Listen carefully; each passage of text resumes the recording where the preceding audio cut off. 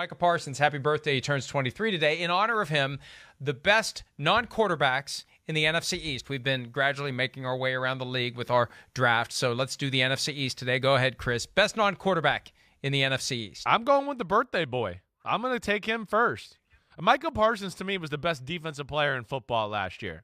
I know T.J. Watt won the defensive MVP. We talked about Micah Parsons on more Mondays and Tuesdays than we did T.J. Watt and his effect on the game.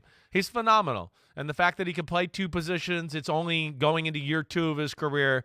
He's the guy I'll take there. There's a lot of great players in the NFC East. And I know he's coming off a torn ACL, but I'll still take Chase Young. He's the defensive rookie of the year. Kind of down a little bit early last year. He was. Had the injury, but no reason to think he won't be good to go. I'll take Chase Young. Yeah, he's young. He's talented. He's really good. There's no doubt. I mean, it was a down year. Hey, I think Chase Young and his ability to rush the passer, that's something that's going to be, we'll see. You know, I think Ron Rivera talked about, like, he realized he's got to do more, right? And he's got to be better than what he was last year. He wasn't the best pass rusher on their team last year. All right. Oh, my gosh. I don't even know where to go here.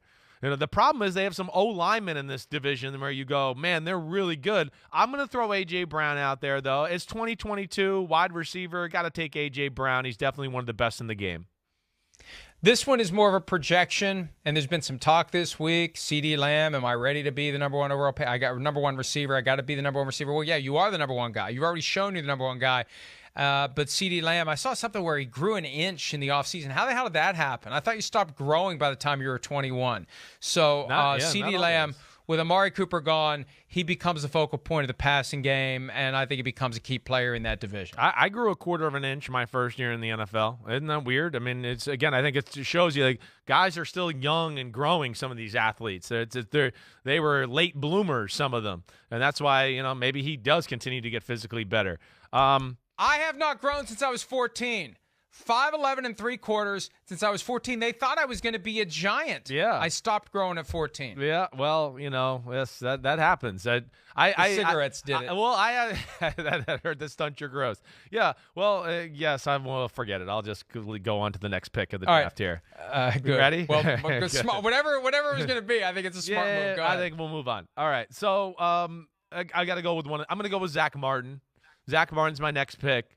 He's the best guard in football. If he's not, he's the second best behind Quentin Nelson. Either way, he's phenomenal. Either way, he's a Hall of Famer already. I mean, Zach Martin is special, so I'll take him as my third pick. You know, I don't give the offensive lineman enough love, or the defensive lineman in these things, although it did take Chase Young. I'll go Lane Johnson here. Yeah, good. A guy that has been one of the best tackles quietly in football for a decade, and one of the reasons the Eagles were in the playoffs last year, their offensive line and defensive line played incredibly well. Yes. So Lane Johnson. Best right tackle in the game. Good job. Something we noticed after we concluded the draft of the best non-quarterbacks in the NFC East, and Pete, the producer today, who is a Giants fan, put the list together for us to peruse. He didn't include any Giants. There aren't any Giants. He's got Giants down on a deep special honorable mention. Not many Giants players. I mean, it kind of tells you where the team is right now.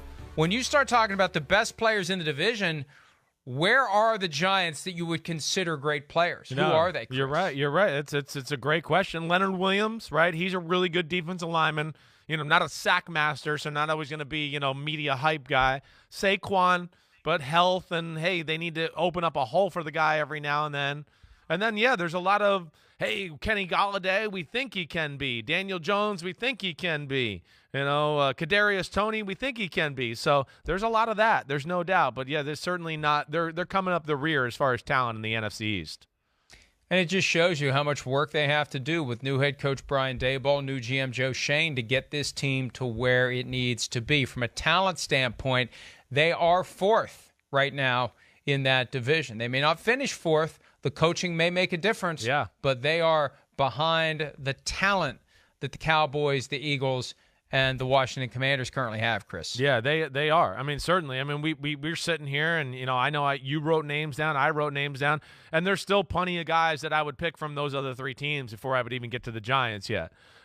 Montez Sweat, Javon Hargrave. We didn't even take Terry McLaurin, Jonathan Allen, Trayvon Diggs. I mean, all non-Giants, of course.